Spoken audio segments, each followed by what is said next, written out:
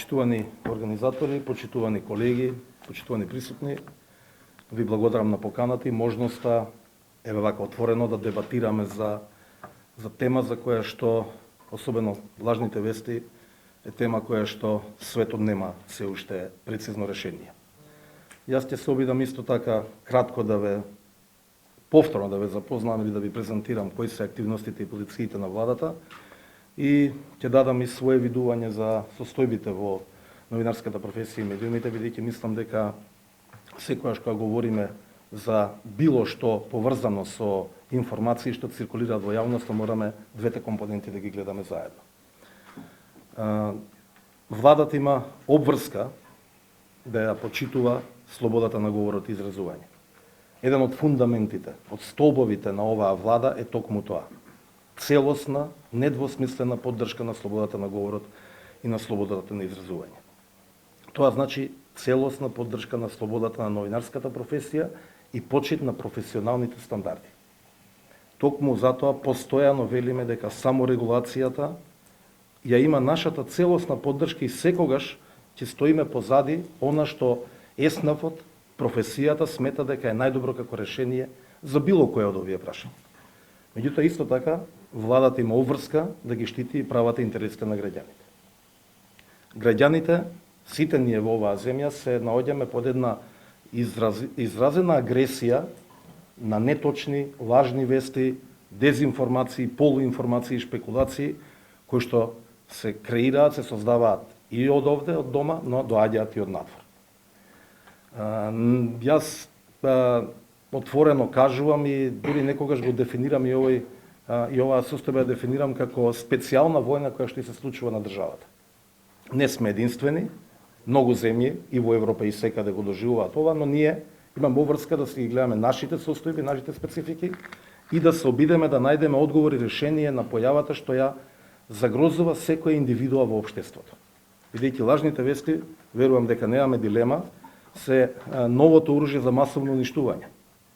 Задираат во фундаментот на секоја индивидуа, семејство, друштва, заедници, организации, држави, сојузи. И од тие причини опасноста од нивното ширење и контаминирање на општеството е огромна.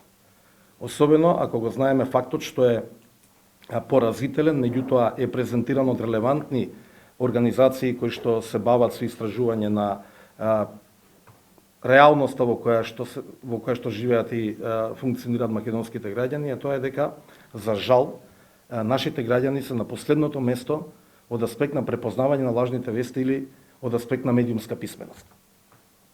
Че имаме многу работи кои што престојат пред нас, реформите во медиумската сфера, позицијата на новинарството и новинарската професија, овие показатели што пред малку беа споменати на факултетите во Македонија да се запишуваат по 1 до 2 или неколку студенти на новинарство, тоа е катастрофална состојба и тоа говори само во каква состојба е професијата и колку треба да се вложи за да се врати на вистинското место. Владата од своја страна, уште од првиот ден, направи максимум и постојано прави максимум да се отвори и да биде достапна за новинарите, медиумите и граѓаните. Токму таа активна транспарентност верувам дека помага многу во пласирање на точни информации, брзи и навремени. Не велам дека сме совршени, далеку од тоа, меѓутоа мислам дека разликата од претходно е многу видлива. Нормално дека никогаш динамиката или поддршката на ваквиот пристап не е подеднаква од сите институции. Можеби очекувањата се дека веднаш сето тоа ќе се среди, меѓутоа не е така, бидејќи имате различни институции, погломазност по број на луѓе, администрацијата е многу малку или речиси неподготвена да кореспондира со јавноста, многу тешко сваќаат дека комуникацијата и отвореноста е обврска, а не е привилегија да се даде некому информација, и од тие причини амплитудите се логични и очекувани. Меѓутоа намерата и насоката е таа. Институциите да бидат максимално отворени и транспарентни. И мислам дека резултатите не само по истражувањата кои што тврдат дека сме на врвот во земјите од регионот, во споредба со нив, туку и новинарите и медиумите тоа го чувствуваат. Простор за подобрување има секогаш, но ние до максимум ќе се обидуваме транспарентноста да ја подобриме. И од аспект на почитување на законите кои што ја гарантираат, и од аспект на стратегијата за транспарентност која што е во подготовка во финална фаза, но и од аспект на волја, политичка волја и волја на администрацијата да биде отворена и да биде сервис на граѓаните да ги дава информациите. Планот кој што беше споменат и кој што беше објавен, акцијскиот план за спречување и за справување со дезинформациите и лажните вести, кој беше објавен пред 15 на дена, всушност значи дека владата влегува во еден концепт на справување со овој хаос во општеството. И тој има две компоненти. Првата се однесува на институциите на државата. Јас уште еднаш ќе кажам, мене ми е особено задоволство тоа што одстапувањето на позиција на оваа влада пред 2,5 години скоро, прв пат сите институции државни заедно, заеднички застанаа во стратегија за справување со една состојба во општеството, во случајот лажните вести. Значи, владата, институциите, председателот на државата, собранието, сите заедно. Имаме домашна задача. Прво, внатре во институциите да се подобри безбедноста на комуникацијата. Сајбер безбедноста на комуникацијата. Таргетот од надвор врз сите форми на комуникација на владата. Потоа да се подобрува во континуитет комуникацијата на службите задолжени на владата и на администрацијата со јавност и со медиумите. Тоа е нешто што зависи само од нас. Ние мораме тоа да го сработиме, да ги подобриме хоризонталните и вертикалните форми на комуникација и на размена на информации помеѓу институциите, што е многу значајно. Вторите се проактивните мерки. И тука сакам, и веројатно тука и ќе се фокусира дебатата денеска, а тие се однесуваат на глобално справување со овој проблем, значи општествено.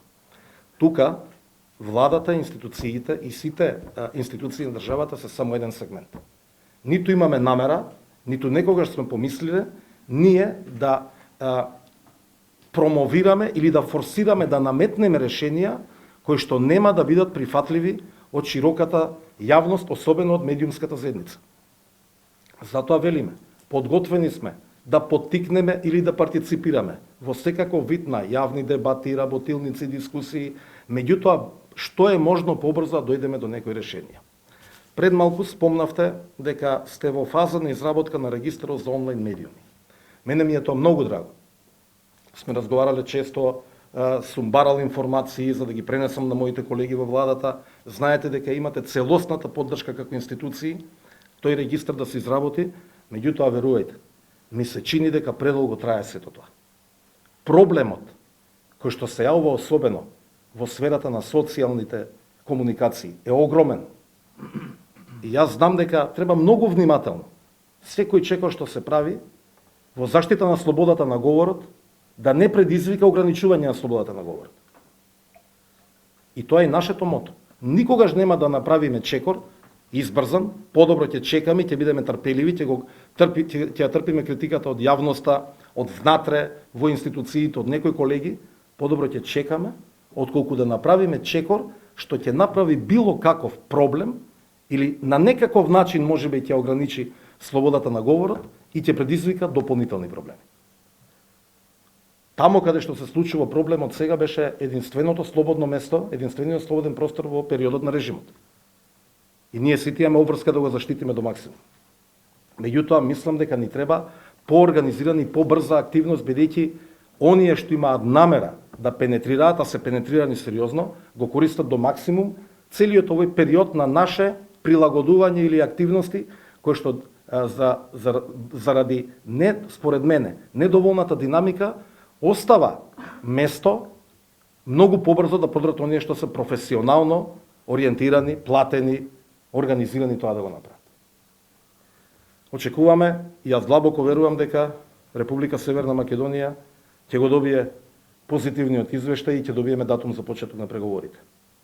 Овој период посебно беше период на страшна агресија по сите основи, вие тоа го чувствувате. Меѓутоа таа нема да намали, без оглед што НАТО е многу известно, прашање е само на ден на последната ратификација. Верувам дека до последниот момент на финализирање на евроатлантските интеграции, државата ќе биде под сериозен удар и притисок.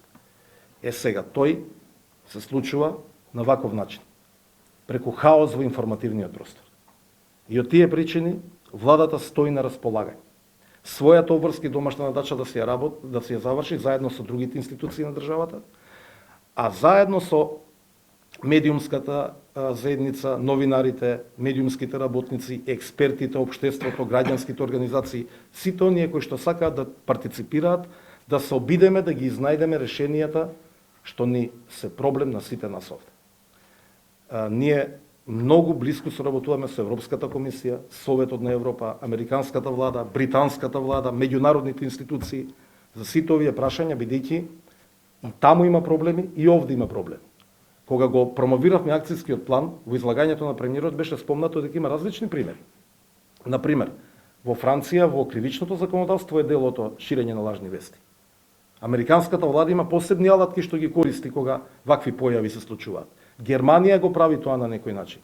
Но имавме и драматични примери во соседството каде што Албанија се обиде да наметне регулација во интернет сферата, па знаете како беше таму тоа дочекано. Нашата влада, оваа влада која што ја представувам, нема да прави никогаш чекори кои што ќе предизвикаат револт или проблем. Но сакаме да најдеме брзи решенија. И од аспект на лиценцирањето или ајде да кажеме дозволите за работа или дозволите за присуство на пресконференции и така натаму, мислам дека не треба да се пренесуваат неточни или непрецизни информации. Владата кажува дека ќе ги почитува стандардите на новинарската професија. Стандардите на новинарската професија ги дефинирате вие, а не владата. Како што ќе ги дефинирате, така ќе ги почитуваме. До денеска нема никакво ограничување на никого да присуствува на пресконференции. И покрај намерниот хаос што го прават некои што доаѓаат и кои што веројатно нема да бидат дел од регистарот што ќе биде објавен. Но ние немаме намера да направиме било каков проблем сега или во иднина, доколку сето тоа не дојде како предлог од организациите, здруженијата на новинарите и ЕСНАФот кој што точно знае да препознае кој на вистина треба и заслужува да се бави со оваа професија. Лиценцирање на медиуми има. Тие се дозволи за работа, телевизиите и радијата ги имаат добиено од Агенцијата за аудиовизуелни медиумски услуги. Ја денеска не гледам представник овде од АВМУ, ги гледам на многу други средби, ама не ги гледам овде каде што треба да кажат дали и кога извршиле последен пат контрола како работат телевизиите и дали ги почитуваат и радијата, радиодифузерите и дали ги почитуваат условите и критериумите врз основа на кои што добиле дозвола за работа. Еве и тоа е една од темите, меѓутоа верувам дека таа денеска многу можеби нема да ја дебатираме. Инаку лиценци за издавање за новинари ќе се дадам слобода да искоментирам, бидејќи јас сум поранешен претседател на Сдруженијето на новинари, мислам дека е многу опасна работа. Кој може и кој не може да биде новинар, тоа е многу тешко да дефинирате и јас навистина топло препорачувам, ако е можно, таков тип на решенија, одлуки или прифаќање на такви иницијативи да го избегнете. Да, дебата е потребна, ама е многу ризично некому да кажете дали сме или не сме да се бави со определена професија. Мислам дека е тоа работа на медиумите, работа на индивидуите што сакаат да практикуваат оваа професија и сето тоа треба да се остави да функционира на начин на кој што и досега функционира, бидејќи тоа сепак може да се свати како многу сериозно ограничување доколку се влезе во таква авантура. Ви благодарам, ви стојам на располагање за сите дилеми и отворени прашања. Се надевам ќе имам можност доколку има потреба и повторно да се вклучам во дискусија.